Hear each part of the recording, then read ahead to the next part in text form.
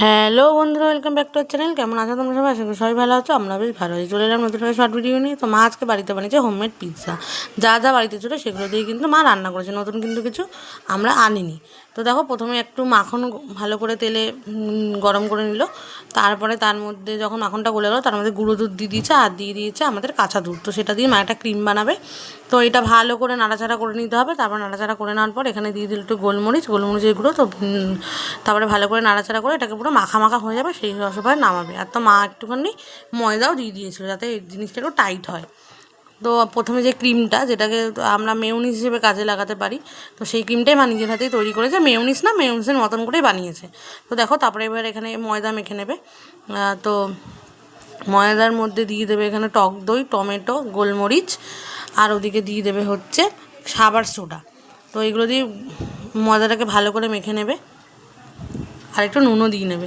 তো ভালো করে মেখে তারপরে আমরা পিৎজার আকারে বানিয়ে নেবো। তো দেখো, ময়দাটার মধ্যে দিয়ে দিচ্ছে টক দই, তার মধ্যে দিয়ে দিচ্ছে গোলমরিচের গুঁড়ো।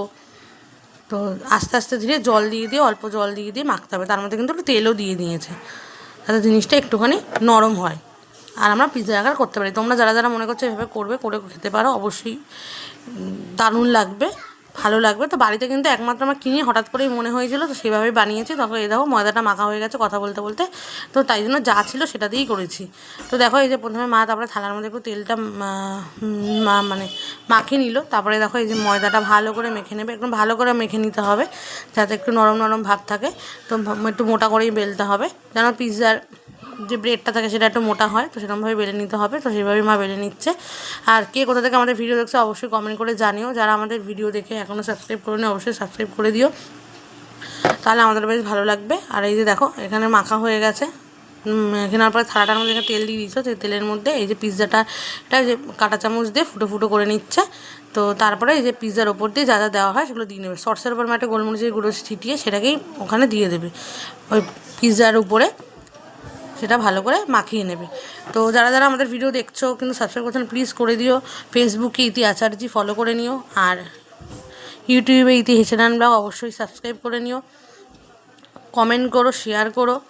আর ফেসবুকেও সবাই কমেন্ট করো, শেয়ার করো। আর কেমন তোমাদের ভিডিওগুলো লাগছে অবশ্যই জানিও। তারপরে যে প্রথমে ক্রিমটা বানিয়েছিল সেটাও আমার দিয়ে নিল। এরপরে টমেটো আর পনির দিয়ে কিছুক্ষণ ভাপিয়ে নিলে রেডি আমাদের পিৎজা।